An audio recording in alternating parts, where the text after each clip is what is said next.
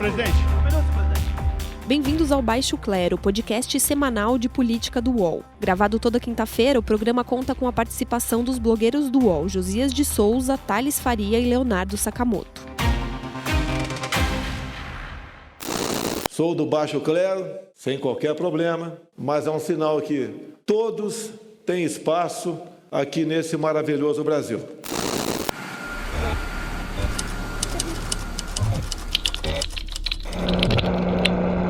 Eu sou Thales Faria e esta é mais uma edição do podcast Baixo Clero, em que nós, blogueiros do UOL, discutimos a política, a economia e os fatos mais importantes do país. Falo aqui da redação do UOL, em Brasília.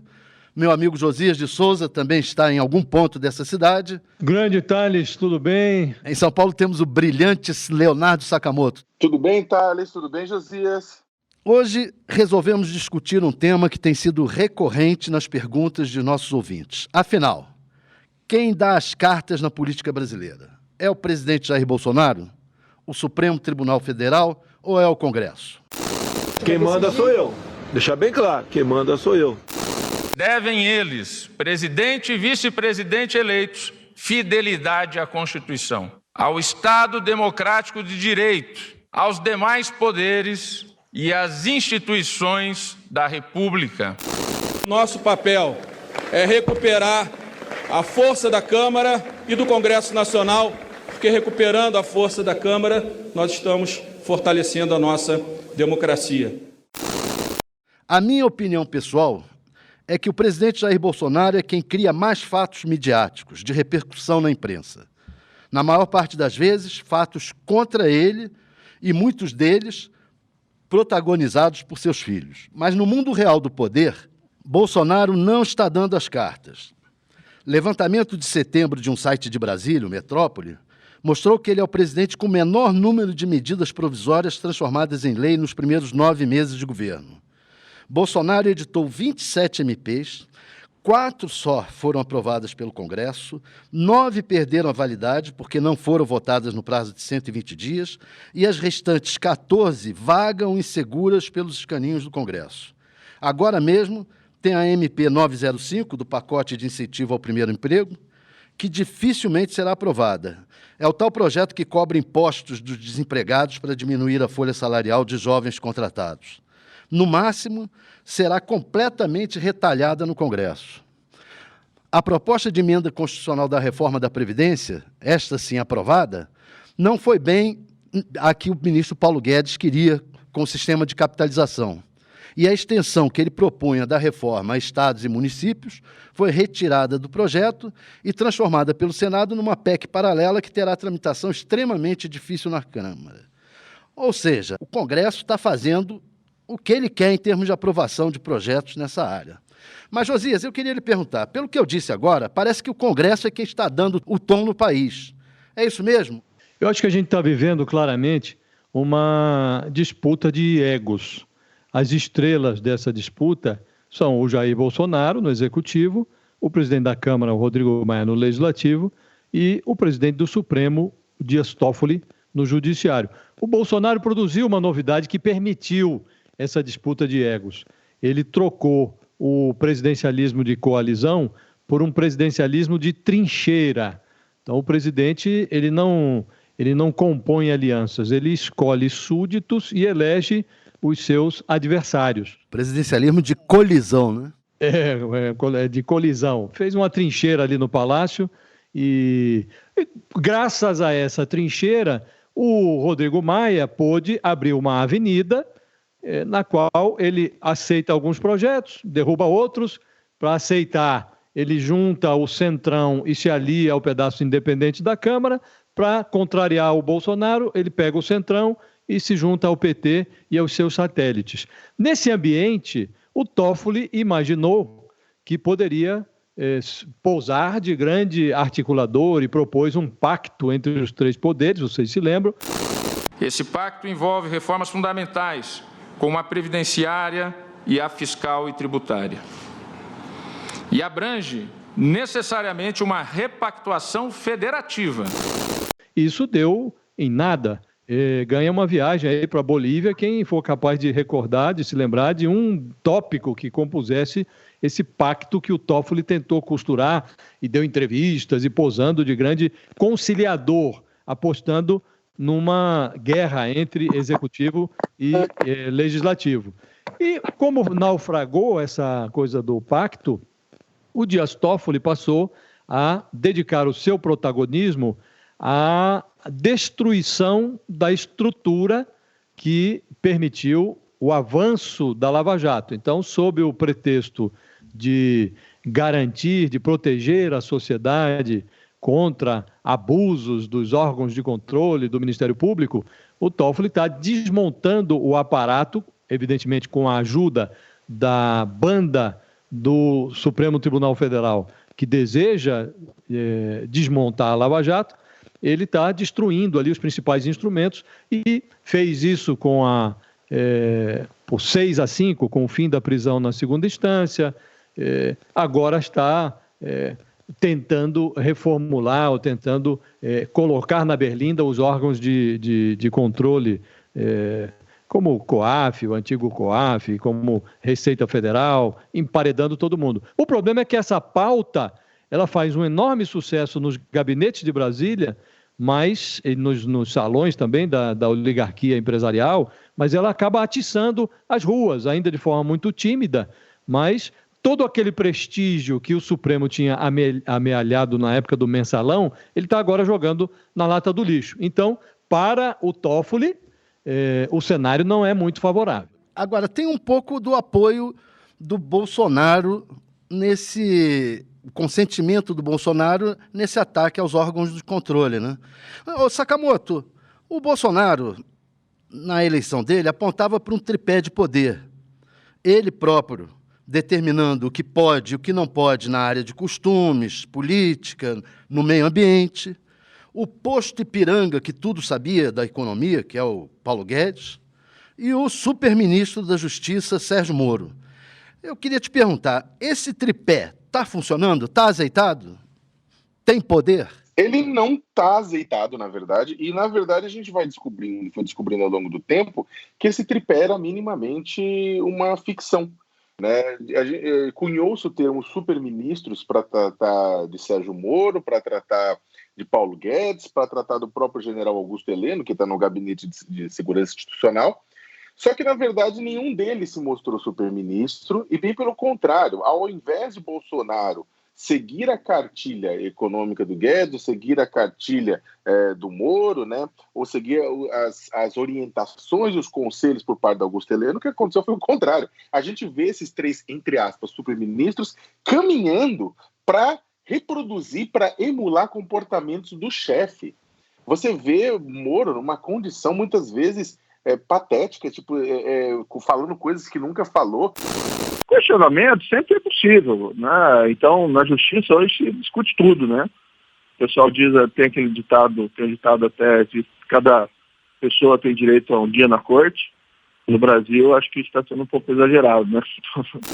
Você pode criticar ele por A, por B, da Lava Jato, disso, mas ele emulando comportamentos ligados ao Bolsonaro. O Guedes também emulando. O Augusto Heleno, que era considerado dentro das Forças Armadas como uma pessoa de mediação, uma pessoa sensata, também tendo esse comportamento, os três talvez, para manter o seu próprio cargo, né? A gente viu que a única coisa que é imexível e imutável no governo Bolsonaro é o próprio Bolsonaro.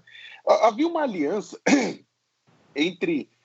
acreditou-se, o empresariado brasileiro acreditou na possibilidade de uma aliança entre a economia e o ultraconservadorismo do Bolsonaro, como você bem falou. Bolsonaro assume essa parte, toca a parte da ultraconservadora e deixaria a economia correr, mas pelo contrário, o Bolsonaro ele interfere, ele intromete, ele mexe aqui e ali, ele muda, ele impede, e não só isso, não só o comportamento dele com relação à política econômica, não, as maluquices, desculpa usar o termo, as maluquices, né, as coisas fora de prumo que ele vai fazendo ao longo do tempo acabam prejudicando a pauta econômica do governo Bolsonaro.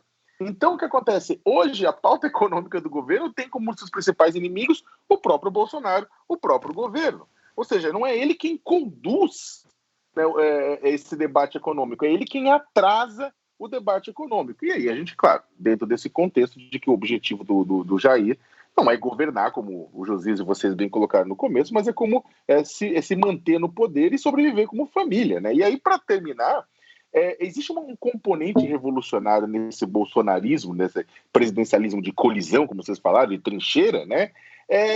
O presidente, ele quer governar com o naco das ruas, quer governar virando para eles e não para as instituições, vai comendo instituições de controle, Ministério Público Federal, Receita Federal, a COAF, a antiga COAF, Polícia Federal, em nome de um projeto de poder, né? A pergunta dentro dessa tríade, né, dessas disputas entre as três instituições, o que vai acontecer em 2020 e 2022, que são anos eleitorais, né? O Bolsonaro vai botar mais garras de fora? É uma boa pergunta. Eu acho que a nossa discussão aqui, ela leva a essa reflexão, né? Tem uma briga de egos, você tem uma disputa entre os poderes, e qual vai ser o resultado disso, né? E nesse momento agora, Thales, está acontecendo uma coisa que vai ser muito definidora do que está por vir, né? Porque houve um primeiro momento em que foi aprovada a reforma da Previdência e agora o Guedes mandou para lá um pacote de reformas, um pedaço o Bolsonaro consentiu, um outro pedaço ele está criando o caso, que é o pedaço que mexe mais com o funcionalismo, e o Congresso Nacional já se deu conta de que precisa fazer uma reflexão, porque se arrumar a economia, entregando as reformas que o governo deseja, ele está botando azeitona na empada do Bolsonaro, que desenvolve um projeto de poder solitário, personalista. Então os caras já estão se ligando. Bom, nós vamos fazer isso, vamos ajudar o cara e depois ele dá uma banana para nós. Então, nesse momento, está havendo essa reflexão que é definidora, porque as pessoas não estão mais preocupadas com o interesse público, o interesse do país, estão começando a se preocupar com os seus próprios interesses eleitorais. Estou apostando no seguinte, vai ter uma grande crise aí pela frente, lá para meados de 2020, se o Paulo Guedes não conseguir fazer a economia andar, fazer pelo menos o desemprego chegar abaixo daí dos 10 milhões de desempregados. Nós estamos sempre acima dos 10 milhões. Quer dizer, se não baixar isso, ele vai ficar em apuros, porque o Bolsonaro não é propriamente um liberal, nunca foi um liberal. Agora é que se tornou, virou a cabeça, virou a casaca, digamos assim, e se tornou um liberal. Vai chegar lá em 2020, no meados de 2020, se aproximando das eleições municipais, e vai dizer, vem cá, Guedes, você quer que eu perca a eleição? Como é que faz? Vai continuar nessa política ou vai mudar? O Guedes não tem como fazer uma política que não seja a política ultraliberal que ele sempre defendeu. Ou o governo dá certo até junho, julho, e deslancha a economia, ou vamos ter aí uma crise pela frente grande. Eu concordo, assim, eu acho que até o meio do ano que vem, se a economia não estiver crescendo pelo menos 2,5%, assim, com certeza, né, não precisa nem ser, não vai ser o Lula o que vai criticar o Guedes, vai ser o Bolsonaro que vai chutar o Guedes para fora. Agora, é interessante que já começou a aparecer. O Bolsonaro, ele provavelmente de olho no que está acontecendo na Bolívia, no Chile, em outros países, não só da América do Sul, mas outros países do mundo, ele também bota um pouco o pé no freio. Por exemplo, a reforma administrativa, que ia atingir funcionalismo público, que é uma categoria bem organizada, né? Ele, na verdade, põe o pé nesse freio, né? E eu acho também, pelas movimentações, ele também não vai chegar com facas, com foice, porrete, para tentar aprovar esse projeto da nova reforma trabalhista do Guedes, exatamente pelo fato também de ter medidas extremamente impopulares lá no meio. Eu não estou nem falando apenas pelos 7,5% que devem ser, que a proposta de cobrar 7,5% de quem recebe seguro-desemprego para pagar jovens que estão começando no mercado de trabalho, para compensar aos impostos que não serão cobrados dos empresários, né? Mas há uma série de outros pontos lá dentro que eu não vejo o Bolsonaro também defendendo com unhas e dentes. Eu acho que o próprio governo dele vai dar uma amansada, tudo pensando em 2020 e depois 2022. Maquiavel na veia. Não sei se o Bolsonaro leu O Príncipe, né? Mas exatamente isso. O objetivo dele ele está tentando ser virtuoso do ponto de vista de manutenção do poder, né? A conclusão que eu chego um pouco disso tudo, inclusive desse tripé que você falou dentro do governo, e o tripé Congresso, Judiciário e Executivo, é que será que a gente não está à deriva? Será que o país não está à deriva? Não estamos sem direção? Não diria que estamos sem direção, acho que temos uma direção. O problema é que essa direção, ela sofre, como você não tem um entendimento entre os atores, porque uma coisa é um presidente da República que tem um projeto de poder e atrai um grupo político para esse projeto. Então, esse grupo político tende a ajudá-lo no Congresso Nacional. Bolsonaro não é isso. Bolsonaro é um projeto personalista de poder. Então, o Congresso, a essa altura, está olhando para frente, falando, bom, nós vamos fazer tudo o que esse cara quer e lá na frente ele nos dá uma banana e nós ficamos aqui a ver navios. Então, o Congresso, sobretudo numas conversas que têm sido lideradas ali pelo Rodrigo Maia, começa a construir o seu projeto. Então, agora mesmo estão fazendo lá uma pauta social, que é uma lacuna do Executivo. Bolsonaro não tem a menor preocupação com o social. Então, tem lá um pacote social, estão botando de pé ali um pacote social, é preciso ver o que vai ter nesse pacote, e estão vendo desse manancial de iniciativas do Paulo Guedes, o que é que vai ser aprovado, o que é que não vai ser aprovado. E tem um outro aspecto que eu acho que está também inserido aqui nesse contexto que nós estamos discutindo, que o Bolsonaro virou um outro personagem, porque agora ele precisa se blindar contra as coisas que estão por vir também. Então ele já não pode ficar criticando o Supremo Tribunal Federal, como fazia durante a campanha, porque ele agora precisa blindar o filho dele, o Flávio Bolsonaro, que está com problemas na Justiça no Rio de Janeiro, e ninguém sabe qual é a extensão desse problema. Aqui não está em julgamento, em nenhum momento, o senador Flávio Bolsonaro. Em nenhum momento está aqui.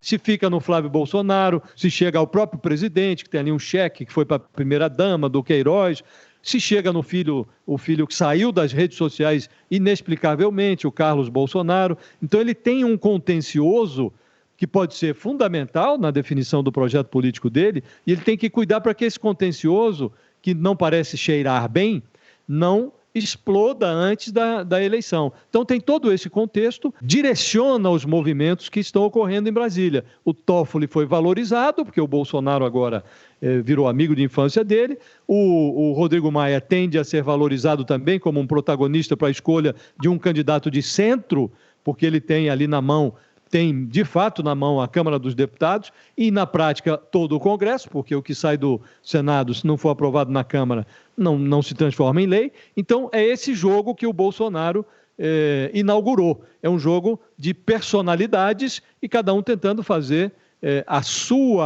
o seu projeto. Vou te dar uma versão física disso daí. Você tem um vetor, Bolsonaro apontando numa direção. Você tem outro vetor, que é Rodrigo Maia e o Congresso apontando em outra direção, e você tem um vetor, que é o Sérgio Moro e o Paulo Guedes apontando em outra direção e o Judiciário em outra direção, cada um numa direção. Ou o barco não sai do lugar, ou ele está à deriva. Para aceitar a tese que está à deriva, Thales, a gente tinha que chegar aqui à conclusão de não tem nenhum projeto. Não, tem um projeto liberal aí em curso. A questão é saber qual vai ser a profundidade da implementação disso, até onde o Congresso vai autorizar o Bolsonaro a tocar esse projeto, mas não está à deriva, né? Você mesmo disse que o Bolsonaro desautoriza o projeto liberal do Paulo Guedes. Eu acho, claro, o Bolsonaro tem um projeto de poder dele, o Grupo Guedes, entre outros, tem, inclusive, parte do Congresso está alinhado com o Guedes, no sentido de algumas partes desse projeto liberal.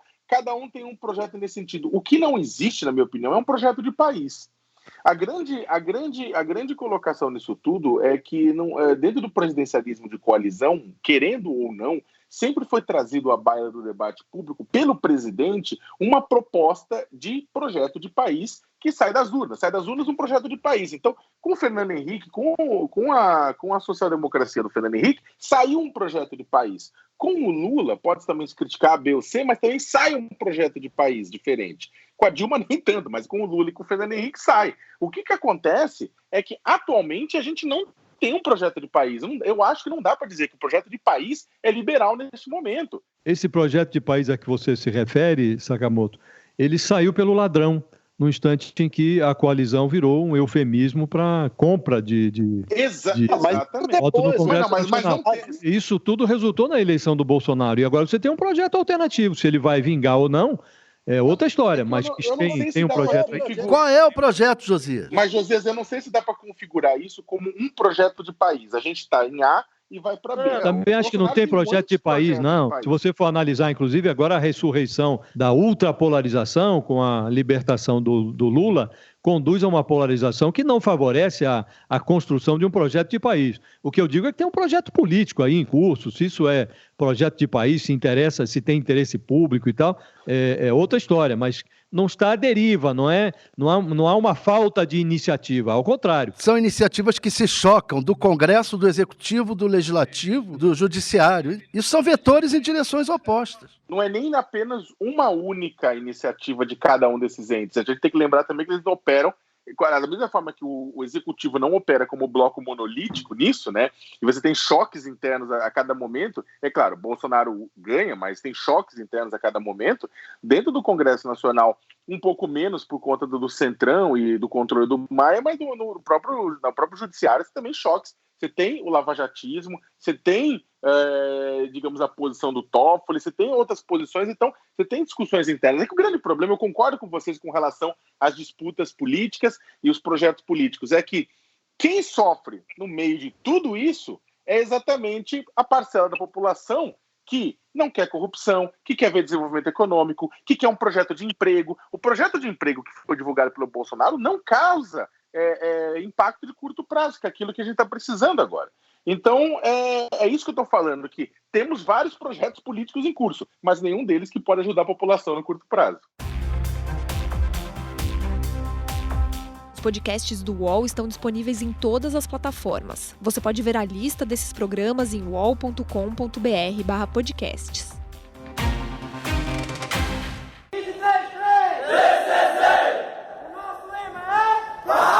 Justiça, liberdade, igualdade, união para todos. Não perca a nova série de Move.doc, o selo de documentários do UOL. PCC, primeiro cartel da capital, mostra como um grupo de 8 presos se tornou a maior facção criminosa do país. Para assistir, acesse uol.com.br/move. Então vamos agora às perguntas dos nossos ouvintes, lembrando sempre que vocês podem comentar o nosso podcast aqui no Instagram, @UOLNotícias, usando a hashtag Baixo Clero.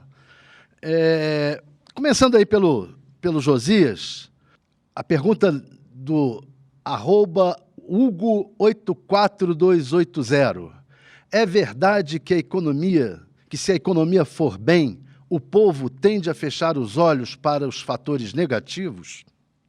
É verdade, sim. O eleitor, não só no Brasil, o eleitor no mundo inteiro tende a ser um ser pragmático. Se a economia vai bem, ele tende, sim, a fechar os olhos para o que há de negativo em torno do governo. A economia é a chave que pode abrir ou fechar o portal da prosperidade, que dá acesso a uma espécie de oásis de popularidade. No exemplo mais recente, o Lula obteve a reeleição em 2006, quando estava no auge do mensalão, um desgaste estupendo. O Bolsonaro avisa desde logo que é candidato à reeleição. Se a economia for bem, a cadeira de presidente pode ser uma fabulosa plataforma de lançamento para a reeleição do Bolsonaro. Se o desemprego continuar em alta e a geladeira continuar vazia, a poltrona de presidente tende a virar uma cadeira elétrica. É simples assim. Sakamoto, o @LeoSartori1981 pergunta o seguinte: a família Bolsonaro está blindada perante o STF? Eu acho que não, né? É claro que Toffoli tem se mostrado um bom amigo do clã Bolsonaro, tendo suspendido na prática a investigação contra um dos filhos do senador Flávio, né, dentro da discussão da utilização de dados do antigo COAF, Mas, apesar de Toffoli controlar a agenda, né, do Supremo como presidente, ele não é o único ministro. Há muitas dissidências internas, muitas críticas, né, à forma como o presidente vem conduzindo. O próprio Supremo Tribunal Federal já bateu de frente com o próprio Bolsonaro em outras situações, como foi no caso da criminalização da homofobia, né, deixando o presidente, ou mesmo suspendendo a questão dos decretos de armas e por aí vai. Além do mais, o desgaste de revelação das revelações da Vaza Jato, né, junto ao Supremo Tribunal Federal, também, na verdade, acabaram criando fraturas nessa relação, né, e o próprio Supremo votou na questão da segunda instância, sabendo que um dos beneficiados seria Lula, que é um rival de Bolsonaro. Eu vou responder a pergunta do @Infornews. Qual a chance de Jair Bolsonaro não conseguir as assinaturas até março? Assinaturas para esse novo partido que ele quer criar, né? A Aliança pelo Brasil ou Aliança pelo Bolsonaro. Eu acho o seguinte, vai depender muito se o TSE aceitar essas assinaturas virtuais, que é o que o Bolsonaro está propondo, que o partido faça coleta virtual de assinaturas, o que é muito curioso, porque ele foi contra ele é contra o voto na urna, o voto eletrônico, ele quer que seja no papelzinho, mas quer que, para aceitar o partido, sejam assinaturas virtuais. As assinaturas no papelzinho, a gente tem que lembrar que a Marina tentou isso em eleições passadas e não conseguiu, demorou 4 anos para conseguir, não conseguiu na primeira eleição dela, teve que entrar no partido, no PSB, tentou isso para fundar a rede, não conseguiu. E ela era forte naquela época, era bem forte. Então, eu acho que, se for no papelzinho, não vai conseguir. Encerramos por aqui. Agradeço muito aos ouvintes, agradeço a você, Josias, e a você, Leonardo. Abraço a vocês dois também e uma grande semana aí para a nossa audiência. Até a próxima semana. Uma boa semana para todo mundo. Um abraço para o Josias, um abraço para o Thales. Chega ao fim esse episódio do Baixo Clero. Lembrando que você também pode conferir as melhores análises sobre o cenário político atual nos blogs dos nossos comentaristas no portal UOL. Baixo Clero tem pauta e edição de Maurício Duarte, edição de áudio de Jefferson Barbosa e coordenação de Diogo Pinheiro.